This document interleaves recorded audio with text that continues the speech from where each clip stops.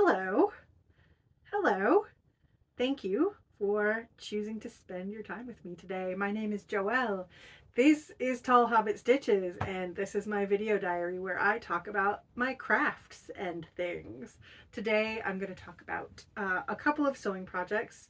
One completed, one, and I'm looking over at my pile of things. One completed sewing project from earlier this year, one that has been in progress for a few years, and some sewing plans, as well as some knitting updates. Okay, thank you for being here.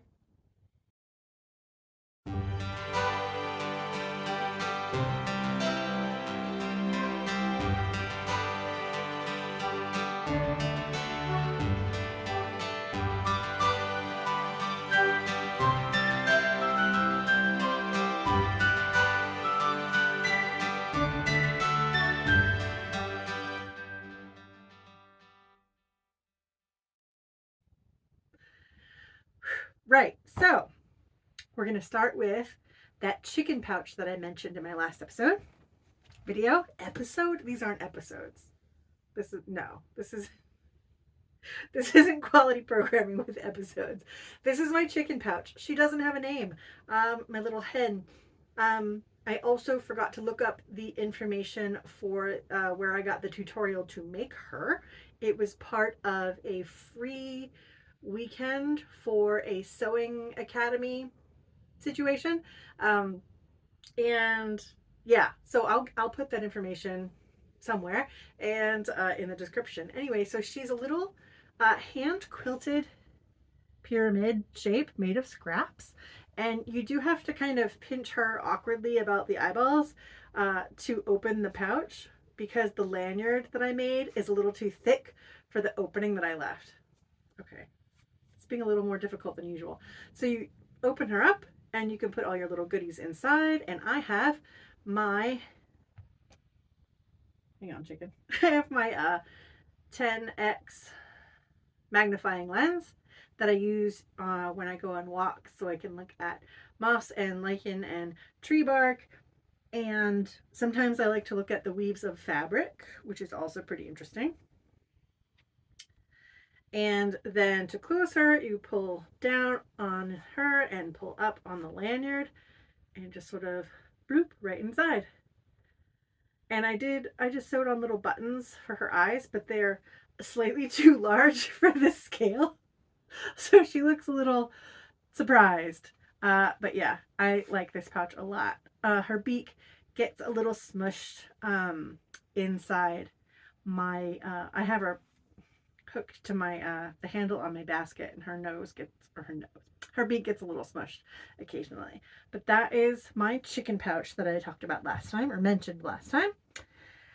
And so that is the only sewing project I finished this whole year. Hasn't been a very, I mean, I sew for like work and stuff, but it hasn't been a very big personal sewing year for me. I have all the clothes that I need, and the clothes that I'm missing are actually in the mending pile. And I'll talk about mending another time, because I want to spend most of my November mending things. I've already started on my woolens, and I've mended a sweater and a scarf, and I'll show all those when I start doing my mending videos in November. So the project that I've had very slowly in progress for the last couple of years is my English paper piecing hexagon flowers. These are 2-inch hexagons, and I got them from, I'm just gonna, while I talk, I'm gonna show them out. I got them from a kit from the Strawberry Thief, which is an Australian company that has named themselves after the William Morris Liberty fabric, the Strawberry Thief. And it was a kit for a small quilt. And yeah, sorry, apparently I can't talk and show you these flowers all at once. Most of them are thread based. The kit came with glue for glue basting, and I discovered very quickly that I don't like glue basting. If it gets on my fingers at all, I don't like having sticky fingers, and so Yeah, so I just thread basted them all. And then there was a bit of a learning curve for that because I had never done English paper piecing before. And I had misunderstood other people's tutorials where they were thread basting. I was just stitching. So hang on, let me grab one. So I was just stitching the fabric. Here's one, the fabric to itself on the back. But what you're supposed to do is stitch. Can you even see the thread there? Stitch through the fabric and the paper that it's on when you baste. And I wasn't doing that because I didn't quite understand how how thread basting worked. So yeah, I mean, I understood the concept that when you get to the end, all of your flowers are assembled and you assemble all of those into the quilt. Then when you're ready to make your quilt sandwich, then you take all the papers out. Like, I understood that. But I didn't understand that you have to first stab through the paper, because when you're sewing up your flowers, the weird angles you have to twist things, it makes the paper pop out. And so that was pretty annoying. And also, some of my seams weren't perhaps as accurate as they could be if I had thread basted them all properly. So about half of them are basted properly. Half of them are basted in my misunderstanding of thread basting. And about a half dozen of them are glue basted. So I learned very quickly that I didn't like that. So that is my English paper piece situation. Each one of these bundles is one flower's worth of hexagons, and I love that fabric. That's one of my favorites, I think. So yeah, each bundle is one flower. I think at some point I counted how many flowers I had, and then I forgot them. So yeah, I think I'm gonna make it into a small quilt, probably a twin size or a lap size. I don't know. I didn't do my hexagon math, and I am gonna have to get more fabric, or choose. I don't have to buy more fabric. I have to choose more fabric so I can make partial shapes to make all of the edges square. So when this is tessellated together, one edge, I'm either gonna have to cut off these or put half hexagons of different fabric on. I haven't decided yet what I'm going to do for that. Considering it's taken me a couple of years to make those few flowers, I think I've got enough time to make decisions about that. Okay, that is all of my sewing things that I have done. What's finished project and works in progress. Now I have some sewing ideas. Sorry, tangled. I ordered these fabric samples from fabricstore.com, one of the best places to get garment linen.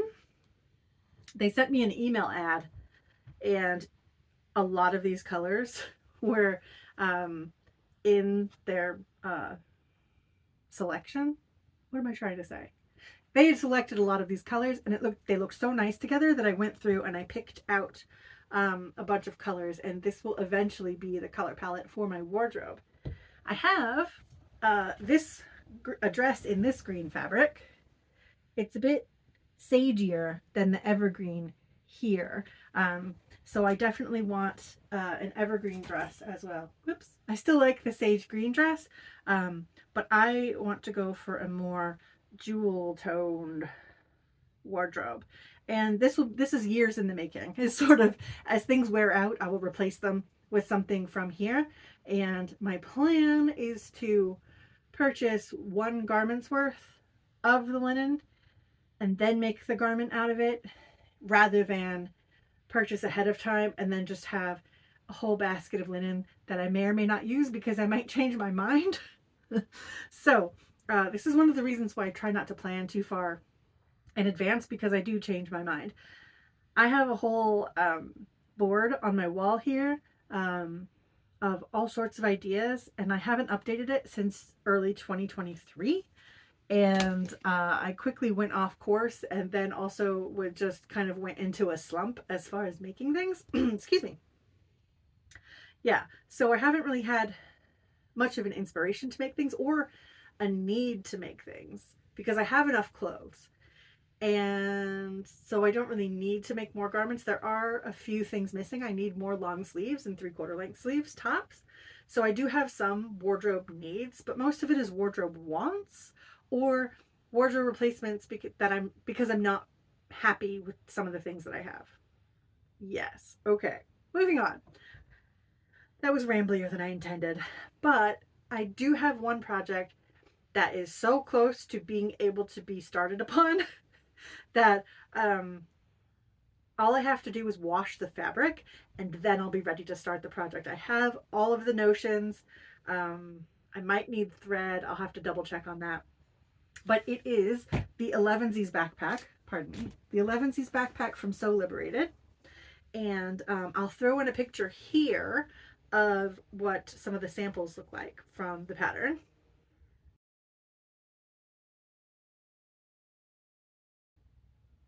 Okay.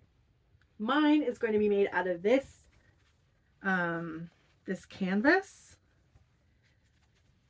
in this tree print, and also this canvas in this woodland creature print. I couldn't decide. I knew I wanted mine to look really woodsy, but I couldn't decide on either one of the fabrics, so I got both, and I'm going to make the bag out of both of these. There is a quilting cotton portion that is the accent pocket, the accent fabric and the pocket, and the lining, which will be in this beehive, bee, and flower motif. Someone on the internet had an Elevenses bag, or no, it wasn't an Elevenses bag. They didn't use that pattern. I think it might have been their own pattern, but the lining of the bag was potato print fabric because they made themselves a very hobbity bag. I forget what the outside was. I was so taken with the potatoes on the inside that I just completely forgot about everything else, and I thought that is amazing. But I had already purchased this, so I'm going to be happy with my woodland and beehive bag. Anyway, I have all of the hardware, and it's going to be an antique brass hardware, and yeah, I'm looking forward to making it. I also purchased the sewing course from Sew Liberated so that I wouldn't be put off, because I've never made a bag of this type before. I've made lots of small bags. So I thought having the tutorial, the course, it's a very detailed course. I've already watched some of it. And so it was worth paying for that so that I would not let my trepidation be the thing that stops me from making it. Mostly it's just going to be making the time to make it. So that, you're not going to see that until probably the spring. I plan on making a sewing vlog about it. I don't usually do vlogs. I usually do show and tells and check-ins, but this one I think I want to do a vlog about it. Right, so knitting update. This is the vest that I talked about in the last video. I added the short rows on the front so that the hem is horizontal, and I put in this lighter colored gray stripe because I didn't have enough. Once I added the short rows, I didn't have enough to make the ribbed hem as long as I wanted. I'm trying to think if there's anything else I want to say about this. Oh yeah, it's the cutting edge vest from Albiona McLaughlin. I talked about it in detail in my video where I cut my first steek. So if you want to go back and see that process and how I altered the sweater that I was wearing in my last video, all the details are there. I love it. I don't have to constantly pull down on the front. I love where it hits. It hits like just, I have a pretty high waist, so my skirt is like here, and so it just covers that. Yeah, I like it a lot, and I'm going to, now that I've altered it, I'm going to get a lot more wear out of it. I tend to get overheated, so for me, the best layer is a sweater vest. I'm learning. I used to think it was a cardigan, and now I think it's a sweater vest because I don't have to take it on and off and on and off all day. I just leave it on, and I am warm enough without being overheated. Highly recommend a sweater vest. Okay, The next thing I have is an update on the burgundy sweater I showed you last time. So this, why is that? I did a section here where I didn't do any increases because I started increasing too quickly here. And so now it looks kind of weird. It doesn't look weird on. And when it's blocked, I can kind of even that out a little bit better. I can pin it if need be. But yeah, it does not look strange once it's on. My arms are a little bit longer than Jesse's, so I need to have him try it on to make sure I didn't make it absurdly long for him. But, so that's the first sleeve. This is the one where I knit part of it and used it as a swatch. And then, or is that this one? This is the one that was first used as a swatch. Yeah, this part is a little floppier because it's been washed and blocked already. I stopped mid-round. I don't know why. I'm doing this in 2 circulars, and it's not normally as complicated or goofy looking as it normally it is when I'm working with it. I tend to use double pointed needles. I prefer that to any of the other small knitting in the round. I do not like magic loop. I will sometimes use traveling loop, which is, so when I was first learning how to knit with circular needles about 20 years ago, I only had one set, and so I would just pull out the extra as I was knitting around, and apparently that's called traveling loop, and I had no idea for many years. So anyway, I don't like the 2 circular method, but I'm using it because I don't have double pointed needles long enough for a sleeve. So once I finish this and get it just as long as the other one, then I can cast on for the body. I've already done all of my sweater math, and fingers crossed that it's accurate. It didn't grow that much, so I'm hoping that I can just eyeball it if my math seems off once I'm making the sweater. If it seems overly large or small, I can adjust as needed. But I'm looking forward to making that. It should be finished by Christmas. Sorry, stepping on shoes. Okay, am I done talking about what I needed to talk about? I think I am. Full disclosure, I recorded this earlier. So that's part of the reason why I'm a little confused, because I feel like I'm repeating myself because I tried to record it earlier, but I didn't actually hit record. So I spent 20 minutes talking to nothing, just talking to the air. Yeah, but I think I'm done. I think I'm done. It's Halloween, hence the festive scarf and the orange and black, or gray really, outfit. Yeah, I hope you have a really lovely Halloween if that's something you celebrate. Happy Friday otherwise. And I'm going to try to post more on Fridays. I'm trying to think of Fridays as my filming day, or filming and posting if it's short enough. But I will not be around next Friday. And so hopefully in 2 weeks I'll start talking about my mending project. Yeah, my big mending project. I'm assessing my entire wardrobe. I don't need to get into that now. That's for next time me. Have a lovely Friday, or whatever day it is when you're finally watching this. Thank you so much for choosing to spend some time with me today. Be well. Bye for now.